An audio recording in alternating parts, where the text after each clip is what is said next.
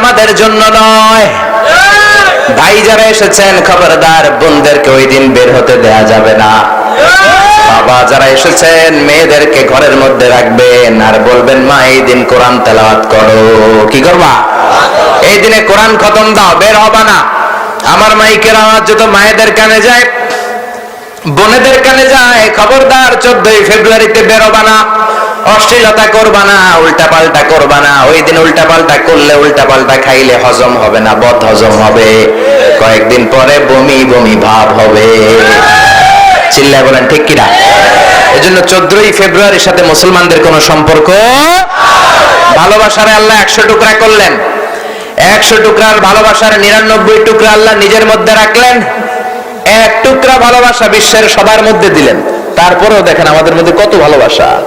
আপনি কত love story শুনবেন, কত ভালোবাসার গান শুনবেন, কত ভালোবাসার ঘটনা শুনবেন, অভাব নাই। ঘটনা শুনে আমরা চোখের পানি ছাড়ি, এমন ভালোবাসার হিস্টোরি আছে না নাই? মা বাবার মধ্যে ভালোবাসা, ছেলে আর বাবার মধ্যে ভালোবাসা, মার মেয়ের মধ্যে ভালোবাসা, বন্ধু বন্ধুতে ভালোবাসা, স্বামী স্ত্রীর মধ্যেও ভালোবাসা আছে না নাই? ছোট্ট মেয়েটা বলে আমি রাতের বেলা ভাত খাবো না, আব্বা আসুক, আব্বা আসলে আব্বার কোলে বসে একসাথে ভাত খাবো। কি ভালোবাসা! চিল যখন মুরগির বাচ্চারে ছো মারতে আসে, মা মুরগিটা কি করে দেখবেন? মুরগির বাচ্চারে কখনো ধরতে গেলে দেখবেন মুরগির মা কি করে, ঠিক কিনা? ওই মুরগির মায়ের পেটের ভেতরে ভালোবাসা ঢুকায় দিল কে? পত্রিকার ফিচারে আমরা এমনও দেখেছি, বন্যার পানিতে এলাকা সয়লাভ, মা ছোট্ট একটা টুকরির মধ্যে কলিজার টুকরা সন্তানটাকে ধরে পানির মধ্যে ডুবে ডুবে পানি খেয়ে খেয়ে মা নিজে শেষ, কিন্তু বাচ্চা মরে নাই, আছে না নাই? বাচ্চার ভালোবাসায় মা জীবনটারে বিসর্জন দিয়েছে। তো 1 টুকরা ভালোবাসার নমুনা যদি পৃথিবীতে এমন হয়, ওই 1 টুকরা তো আমি একা পাই নাই, আমরা সবাই পেয়েছি। 1 টুকরার ছিটে ফোটা ভালোবাসার নমুনা যদি এমন হয় যে আল্লাহর মধ্যে আল্লাহ 99 টুকরা ভালোবাসা রহমত রেখে দিয়েছেন, ওই আল্লাহর মধ্যে ভালোবাসা বেশি না কম? আল্লাহ তুমি দয়ার সাগর রহমানুর রহিম, তোমার দয়ায় পূর্ণ আমার সারানিশিদিন। প্রতিদিন 70 বারেরও বেশি বিশ্বনবী তওবা করতেন, যেই নবীর আগে কোনো গুনাহ নাই, পরেও কোনো গুনাহ নাই। তো নবী যদি 70 বার তওবা করে, আমাদের কয় হাজার বার করা দরকার? বিশ্বনবী বলেন সারাদিন আমি আল্লাহর জিকিরে থাকি, তওবা ইস্তেগফারে থাকি। শুধু বিশ্বনবী টয়লেটে ঢুকলে তওবা করতে পারতেন না, জিকির করতে পারতেন না। এই জন্য টয়লেট থেকে বের হয়ে প্রথমে বিশ্বনবী বলতেন গফরানাক, মানে আল্লাহ তোমার কাছে ক্ষমা চাই। এজন্য তওবা করব কার কাছে? তওবা করার কিছু প্রসিডিউর আছে না নাই? তওবা কবুল হওয়ার প্রথম শর্ত, আপনি আল্লাহর কাছে গুনাহ স্বীকার যাবেন। You have to acknowledge your sin. আপনি কি পাপ করছেন আল্লাহর কাছে হাত তুলে চোখের পানি ছেড়ে আপনি আল্লাহরে সব বলবেন। আর চোখের পানি হচ্ছে তওবা কবুল হওয়ার মেকানিজম, তওবা কবুল হওয়ার মিস্ট্রি, রহস্য। চোখের পানি যদি আপনার মুনাজাতে চোখ বেয়ে নাকের ডগা বেয়ে জমিনে পড়ে, আপনি এমনিই বুঝবেন মুনাজাতটা কবুল করে নিয়েছে কে? বিশ্বনবী বলেন 2টা পানির ফোঁটা আল্লাহর কাছে বড় প্রিয়। 1 নম্বরে জিহাদের ময়দানে রক্তের ফোঁটা, 2 নাম্বার মুনাজাতের সময় চোখের পানির ফোঁটা।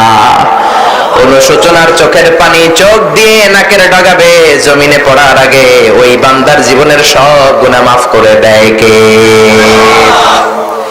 এজন্য বিশ্বনবী বললেন তওবা করবা, বেশি বেশি তওবা করো, তাওবাতান নাসুহা করো, তওবার মতো তওবা। তওবার মতো তওবা করলে জীবনের সব গুনাহ মাফ করবে কে? তওবার 1 নাম্বার শর্ত, আপনি আপনার সব গুনাহগুলো স্বীকার যান। আল্লাহরে বলবেন আল্লাহ আমি আপনার গোলাম, গোলামের ঘরের গোলাম, বান্দির ঘরের গোলাম, আমার 14 গোষ্ঠী আপনার গোলাম। আমার চাইতে বড় গুনাহগার দুনিয়াতে কেউ নাই, এমন কোন গুনাহ নাই আমি করি নাই। সগীরা কবিরা, জেনে না জেনে, ইচ্ছায় অনিচ্ছায়, বন্ধুর পাল্লায় পড়ে, শয়তানের ধোকায় পড়ে সব গুনাহ আমি করেছি। আমার গুনাহ মাফ করে দেওয়ার মতো কেউ নাই তুমি ছাড়া। আমাদের গুনাহগুলো মাফ করে দেয় কে? এই জন্য তওবা কবুলের প্রথম শর্ত অ্যাকনলেজমেন্ট, স্বীকারোক্তি, আল ইকরা। আপনি স্বীকারোক্তি দিবেন। 2 নাম্বার শর্ত হচ্ছে রিপেন্টেন্স আর নাদামা। আপনি অনুতপ্ত হবেন। সাইয়েদনা আদম তাই করলেন, স্বীকার করলেন আল্লাহ আমি জুলুম করেছি, আর অনুতপ্ত হলেন। ওনার গুনাহ ক্ষমা করে দিল কে?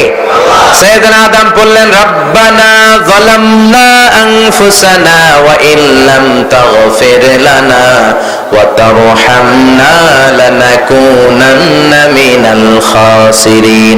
আল্লাহ আমি জুলুম করেছি, অন্যায় করেছি, অপরাধ করেছি।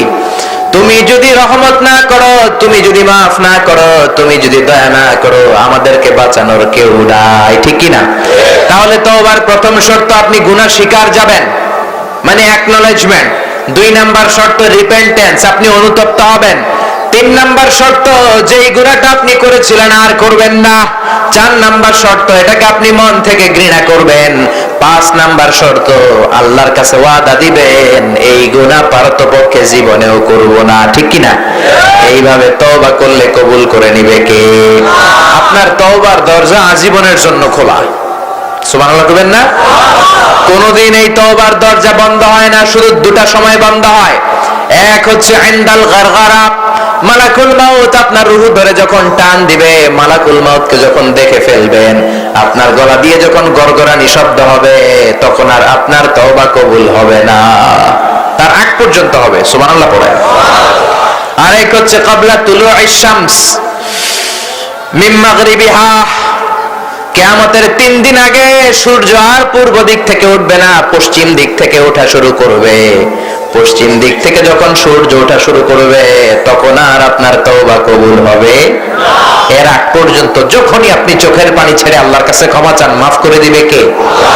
আপনি কত গুনাহ করেছেন, কত অন্যায় করেছেন, আপনার গুনার চেয়ে আমার আল্লাহর দয়া বেশি না কম? গুনাহগুলো স্মরণ করেন। রাত্রিবেলা একা একা উঠে ঠান্ডা পানি দিয়ে ওযু করে জায়নামাজটা বিছিয়ে দেন, 2টা রাকাত নামাজ পড়ে সিজদায় পড়ে আল্লাহরে ডেকে বলেন আল্লাহ তুমি ছাড়া আমার বাঁচানোর কেউ নাই, তুমি আমার গুনাহগুলো মাফ করে দাও, আমি তওবা করলাম, ইস্তিগফার করলাম, আর কোনোদিন গুনার দিকে যাব না। তওবার মতো তওবা করলে জীবনের সব গুনাহ মাফ করে দিবে কে? এটা যত বড় গুনাহই হোক, ঠিক কি না? বিশ্বাস হয়? আল্লাহর উপর আস্থা আছে? আল্লাহর উপর ভরসা আছে? আল্লাহর উপর তাওয়াক্কুল আছে?